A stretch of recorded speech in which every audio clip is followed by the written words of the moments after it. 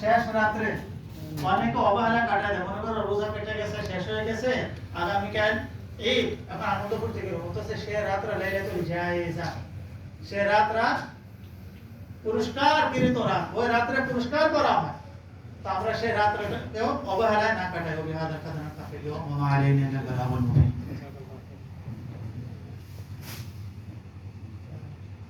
এখন সংক্ষিপ্ত আকারে 5 মিনিট কথা বলবেন জনাব মোহাম্মদ আবুল হোসেন সাহেব।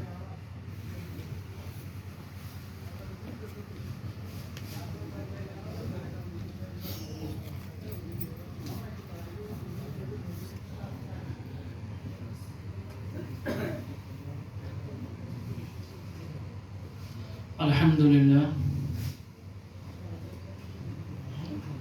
আল্লাহ পাকের নিয়ামত ফাইয়া নিয়ামতের শুকরিয়া আদায় করলে আল্লাহ সুবহানাহু ওয়া তাআলা নিয়ামতকে বাড়াইয়ে দেন, এবং নিয়ামত ফাইয়া নিয়ামতের অশুকরিয়া আদায় করলে আল্লাহ সুবহানাহু ওয়া তাআলা নিয়ামতকে ছিনিয়ে নেন এবং কি কঠিন আযাবে গ্রেফতার করেন।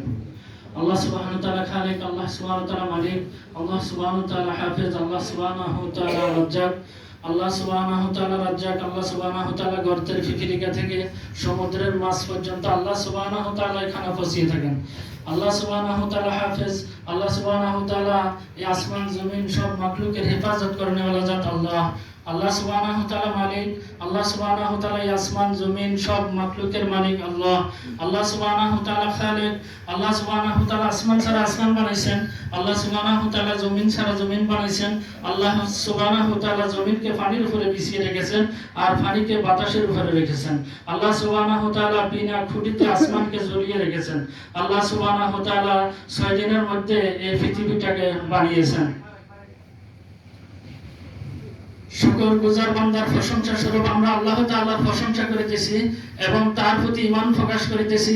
দৃঢ় বিশ্বাস স্থাপনকারীদের ন্যায় আর সত্যবাদীদের স্বীকার উত্তীর্ণে আমরা তার তাওহীদকে স্বীকার করিতেছি। আমরা সাক্ষ্য দিতেছি যে আল্লাহ ছাড়া কোনো মাবুদ নাই, তিনি একক, তার কোনো শরীক নাই। আমরা সাক্ষ্য দিতেছি যে আমাদের নেতা সরদার মুহাম্মদ রাসূলুল্লাহ সাল্লাল্লাহু আলাইহি ওয়াসাল্লাম তার বান্দা ও রাসূল, যিনি সমস্ত নবীদের সরদার। আল্লাহ রহমত নাজিল করুন তাহার প্রতি, সমস্ত নবীদের প্রতি, তাহার পুত পবিত্র পরিবার বর্গ সাহাবায়ে কেরামদের প্রতি। অতঃপর জানিয়ে রাখো, ঈমানী দৃষ্টি কোরআনের রোশনি দ্বারা সচেতন অন্তর্গামী হকপন্থীদের সম্মুখে ইহা সুস্পষ্ট হইয়া গিয়াছে। সহিহ ইলম নিষ্কলুষ ইবাদত ব্যতীত পরলৌকিক সৌভাগ্য অর্জন করা সম্ভব নয়। কাজে আলেম ছাড়া সকলে ধ্বংসের পথে, কাজে আলেম ছাড়া সকলে ধ্বংসের পথে। আবার আমলদার ব্যতীত সকল আলেম ও ধ্বংসের মধ্যে, আবার মুখলিসুন নিষ্ঠাবান ব্যতীত সকল আমলদার ব্যক্তিও ধ্বংসের কবলে। আবার নিষ্ঠাবান মুখলিসুন আমলদার ব্যক্তি মহা বিপদের আশঙ্কার সম্মুখীন। যুগ যুগ ধরে বাংলাদেশ খেলাফত আন্দোলন, বাংলাদেশের স্বাধীনতা, সার্বভৌমত্ব, জাতীয় সমিতি, সাম্প্রদায়িক সম্প্রীতি, বিশ্ব শান্তির, মানবতার, ধর্ম, সত্য, সুন্দর ইসলাম ধর্মীয় আদর্শ চেতনার পক্ষে বাংলাদেশ খেলাফত আন্দোলন নেতা কর্মীরা কাজ করে আসছে। বাংলাদেশ খেলাফত আন্দোলন দেশ ও জাতি বিশ্বের সামনে গৌরব উপস্থাপন করে আসছে। সারা পৃথিবী নির্যাতিত, নিপীড়িত, শোষিত, বঞ্চিত মানুষের পক্ষে সুস্পষ্ট বক্তব্য। যতই দিন যাচ্ছে ইসলাম ও মুসলিমদের জন্য সংকীর্ণ হয়েছে বাংলার জমিন। তাগুদামি সরকারের কাঁধে ভর করে সেকুলারিজমের মুখোশে বর্বর হিন্দুত্ববাদ শক্তি সঞ্চয় করেছে বাংলার জমিনে। প্রশাসনের এক বড় অংশের নিয়ন্ত্রণ চলে গেছে ভারতীয় মুশরিকদের হাতে। তাই তো আমরা দেখতে পাচ্ছি লকডাউনের নামে পবিত্র মাহে রমজানের দেশ জুড়ে আনন্দের প্রতি চলছিল এক নির্মম ত্যাগ। হিন্দুত্ববাদী শয়তানেরা শত শত নিরাপরাধ তোলাকে কারাগারে বন্দী করেছে। রিমান্ডের নামে তাদের উপর পরিসাহায্যে নির্যাতন চালাচ্ছে। দেশে কোথাও আজ আলেমেরা নির্ভর